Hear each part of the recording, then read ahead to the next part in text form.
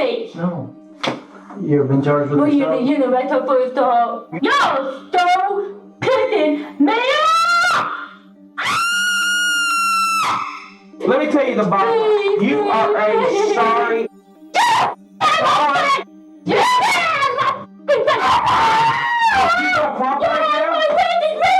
13th of April सन 2011 Kentucky के एक सिटी बॉलिंग ग्रीन के एक छोटे से टाउन में 33 साल कैथी को गाड़ी ड्राइव करते हुए अचानक लेबर पेन स्टार्ट हो गई और वहाँ रोड साइड पर ही उसने एक बच्चे को जन्म दे दिया।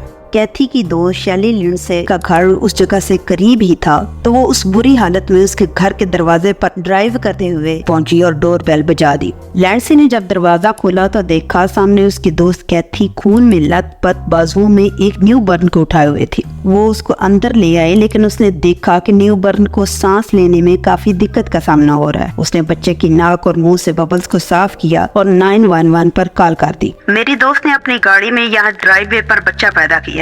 बच्चा कुछ ठीक नहीं लग रहा और कैथी भी कांप रही है, आप जल्दी से आ जाएं। कैथी ने अपने बेटे का नाम कैडन रखने का फैसला उसके पैदा होने से पहले ही कर लिया था। जल्द ही कैथी और कैडन को अस्पताल पहुंचा दिया गया।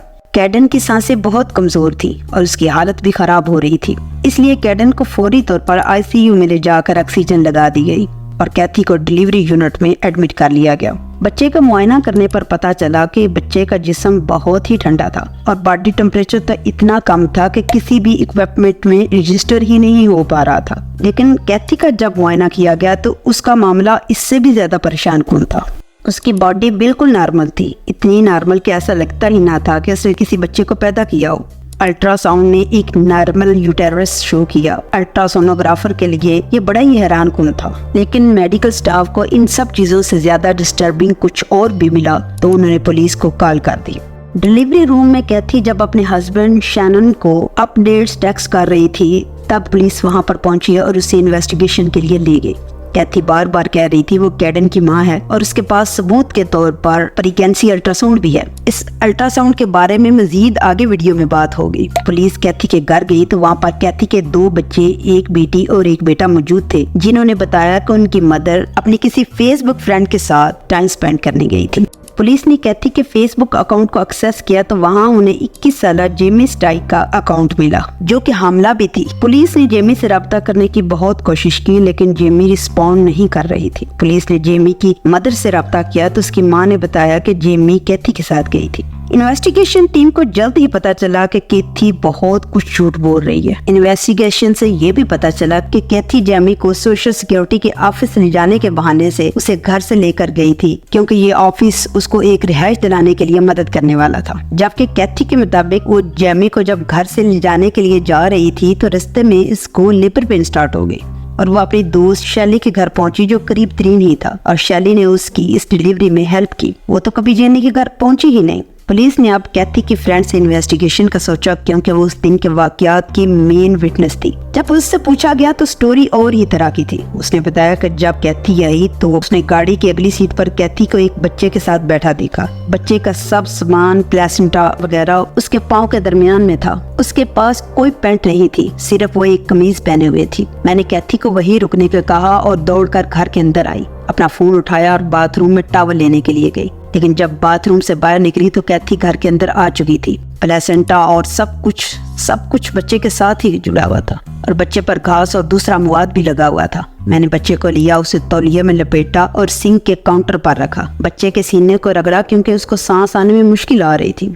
यहाँ पर कैथी का झूठ एक दफा फिर सामने आ गया। मजीद कैथी की बेटी ने भी इस बात की तस्दीक की कि इसकी मदर पहले प्रेग्नेंट थी, बट फिर इसका मिसकैरेज हो गया, तो वो किसी बच्चे को किडनैप करने का सोच रही थी। उसने मुझसे मदद मांगी और मैंने साफ इनकार कर दिया। तो उसने कहा कि वो तो बस मजाक कर रही थी और कहा कि मैं अपने फादर को इस बारे में कुछ न बताऊं। कैथी ने न सिर्फ अपनी बेटी से बल्कि अपने बेटे से भी हेल्प के लिए पूछा। उसने अपने बेटे से कहा, अगर मैं कोई जुर्म करना चाहूँ तो क्या तुम मेरी मदद करोगे? तो बेटे ने पूछा, कैसा जुर्म? तो कैथी ने बोला, अगर मैं चोरी करना चाहूँ तो क्या तुम मेरी मदद करोगे? तो उसके बेटे ने कहा, शायद मैं ना कर सकूं। तो तब कैथी ने पूछा, और अगर मैं कत्ल करना चाहूँ तो क्या तुम मेरी इसमें मदद करोगे? तो उसके बेटे ने कहा, आप मुझे क्यों जेल में डालना चाहती हैं? मैं आपकी कोई मदद नहीं कर सकता। फिर कैथी ने इन्वेस्टिगेशन टीम के सामने एक मल्टीपल पर्सनैलिटी डिसऑर्डर के तौर पर खुद को पेश किया, जिसमें वो अचानक एशले बन जाती है। कैथी ने कहा कि ये सब मैंने नहीं किया, ये सब एशले ने किया है, और कैथी ने जस्ट रकम देकर एशले से बच्चे को खरीदा है।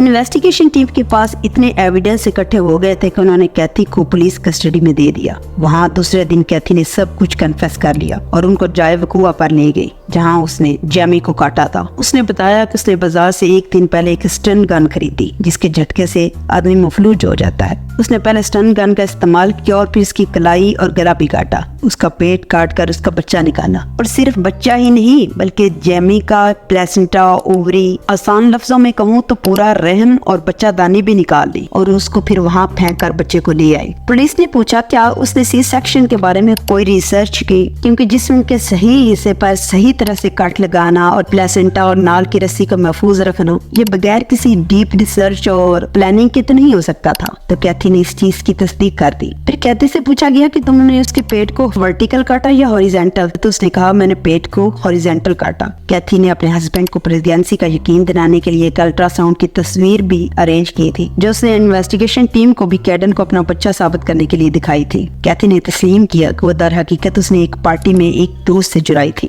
कैथी दरअसल काफी अरसे से मुख्तलिफ प्रेग्नेंट फीमेल्स को स्टॉक कर रही थी और आखिरकार जेनी, जो 2 हफ्ते पहले ही फेसबुक फ्रेंड बनी थी, उसके हत्थे चढ़ गई थी। कैथी पर कत्ल, अगवा और जिस्मानी शवाहिद की छेड़छाड़ के इल्जामात आयद हुए। सजाए मौत से बचने के लिए उसने मेंटल इश्यूज होने का इतराफ किया और उसे बगैर पैरोल के उम्र कैद की सजा सुनाई गई। जैमी तो मर गई, लेकिन जैमी का बच्चा सरवाइव कर गया और उसे उसके फादर की कस्टडी में दे दिया गया। आखिर में मैं यही कहूंगी कि अपना और अपने प्यारों का बहुत ख्याल रखें, किसी अनजान पर एतबार न करें। यह दुनिया साइको और हैवानियत ज़दा लोगों से भरी पड़ी है। अगर आप ट्रू क्राइम स्टोरीज में इंटरेस्टेड हैं तो मेरे चैनल को सब्सक्राइब जरूर कर लें, क्योंकि यहाँ मैं यही बनाती हूँ।